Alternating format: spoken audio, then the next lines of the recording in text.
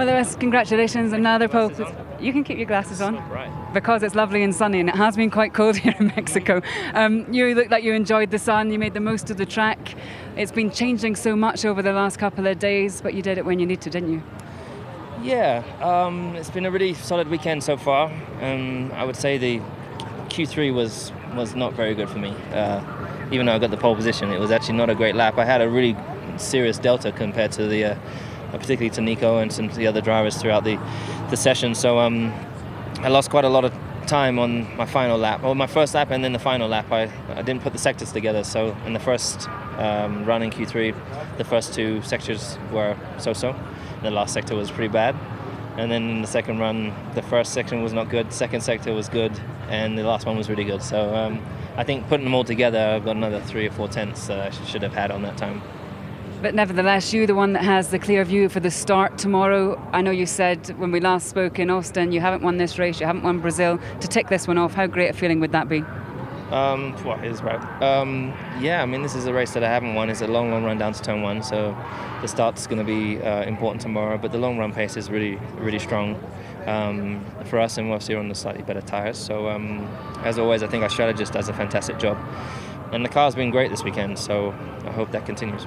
With all the different strategies and things that we saw in free practice 2 yesterday in terms of tyres, is it all about just being spontaneous and seeing what evolves at the time?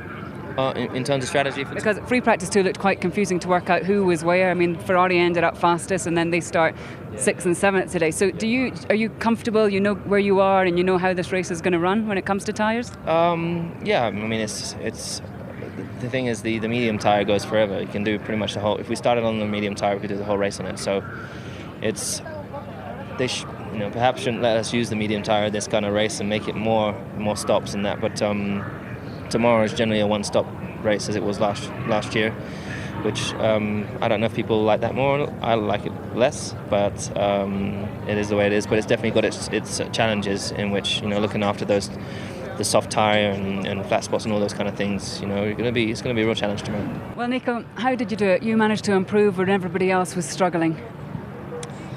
Oh, I just got my lap together in the end, but yeah, Lewis was just too fast today, so not the best qualifying, but I have to accept second place, and anyways I know, as we've seen this year, that there's still plenty of opportunities even starting from second, so still remaining very optimistic. Have you been comfortable in the car all weekend? It depends, some weekends you find the rhythm straight away, some weekends it takes a little bit longer. This weekend has been one of those examples where it just took a little bit longer, but now I'm comfortable, so it's okay. With the position of the championship between you and Lewis, does it change at all how you approach the start, how you approach turn 1, when you know that he has to win and you don't? No, because I also want to win tomorrow, and that's what I'm trying to do, so it doesn't change anything. Well, Max, another great qualifying for you. You just missed out on that front row, though. It's pretty tight out there, though. That must please you.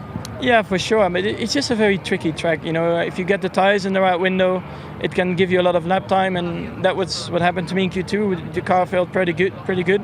And just a shame in Q3 I couldn't really get the lap together in Sector 1 by not having the front tyres there.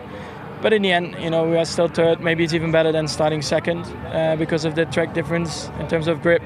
So let's see. I'm sure there's a bit of an interesting championship battle going on, and it's going on round about you. Did you think that Nico Rosberg will be less inclined to get into wheel-to-wheel action tomorrow, which means that you might be able to sneak in between them? Well, I don't know, actually. To be honest, I also don't care. I'm here to win races. So you want to get in front of both of them? That's always the target.